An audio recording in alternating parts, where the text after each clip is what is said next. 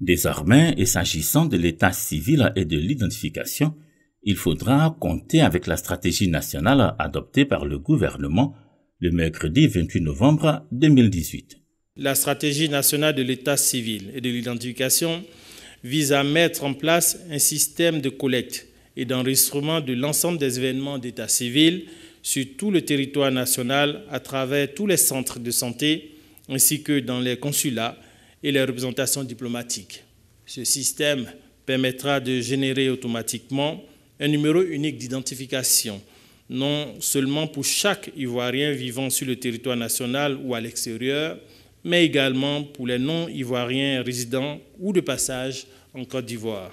Une mission dévolue à l'Office national d'identification, ONI.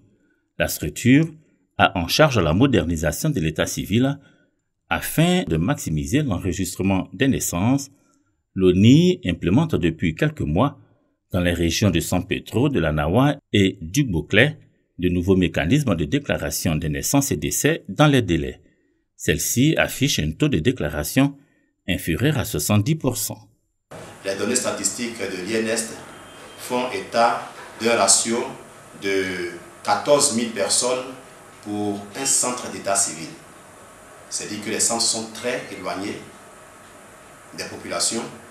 Il faut le dire, notre mécanisme actuel n'est plus adapté et ne permet plus de capter systématiquement les faits d'état civil.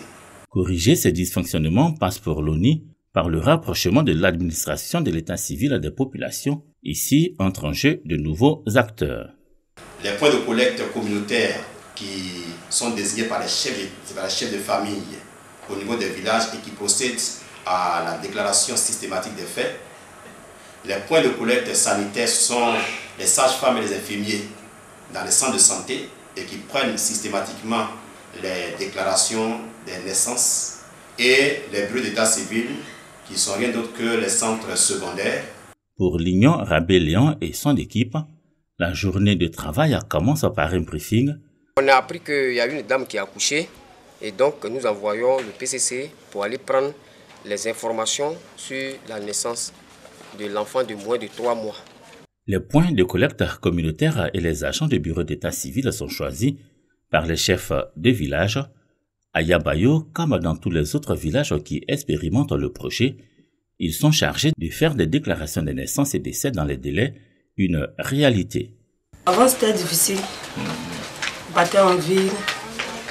Là-bas aussi c'est difficile. Tu vas partir souvent, tu ne trouves pas l'argent, puis tu te retournes. Mais maintenant on nous trouve à domicile. On trouve ça bien. Les PCC qui travaillent sous le contrôle du chef du village n'hésitent pas à aller sur le terrain, guidés par le seul souci du résultat. Nous prenons le certificat médical de naissance que la sage-femme attribue à la mère. Le nom de l'enfant, vous dites que il faut dire que l'enfant n'est pas déclaré à l'état civil. Là, maintenant, il s'agit de prendre le nom que nous allons mettre dans le registre. Ça nous facilite la déclaration. Voilà. De donner ça au monsieur. Et quand le commandant a fini de signer les extraits, et parfois, quand les parents ne sont pas loin du bureau d'état civil, nous prenons notre engin et nous venons livrer les extraits à domicile. Quand ils sont loin, nous prenons les numéros et quand c'est prêt, on les appelle pour leur dire que bon, la copie du jugement de ton enfant est signée. Tu peux passer chez le chef de village et localiser notre bureau d'état civil. Une fois collectées, les données sont transférées au niveau des bureaux d'état civil qui disposent d'un ordinateur équipé d'un logiciel conçu par les techniciens de l'ONI. Dans le but de capter les naissances, les décès et les faits d'état civil. Mon travail consiste à d'abord récupérer les formulaires, comme on appelle, attestations de naissance, qui sont renseignés par les PCC qui sont dans les différents villages. Ensuite, je transfère dans les registres d'état civil. Ensuite, je fais entrer les données des naissances des enfants à l'ordinateur. Nous faisons aussi de même les déclarations de décès. D'abord centralisées au niveau de la sous-préfecture et la mairie, les données sont ensuite transférées à l'ONI. Sur le terrain, le projet donne des résultats satisfaisants. En 2015 et 2016, sur la période de février à mai, ce sont 4210 et 4044 naissances qui ont respectivement été déclarées. En 2018, avec ces nouveaux acteurs et sur la même période, les naissances déclarées sont passées à 8164.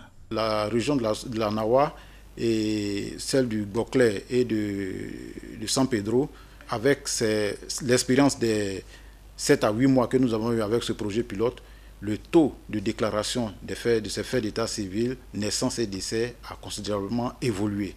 Donc en généralisant, je pense que c'est une voie, une panacée pour l'état civil ivoirien. Permettre de capter à terme 98 à 100% des naissances en vue de leur enregistrement, c'est l'objectif d'un nouveau mécanisme de collecte de données des naissances et décès actuellement en expérimentation avec le soutien de l'UNICEF. La phase expérimentale met en exergue la nécessité de rendre effectif la motivation des nouveaux acteurs, l'aménagement des bureaux d'état civil et la satisfaction des besoins en mobilité.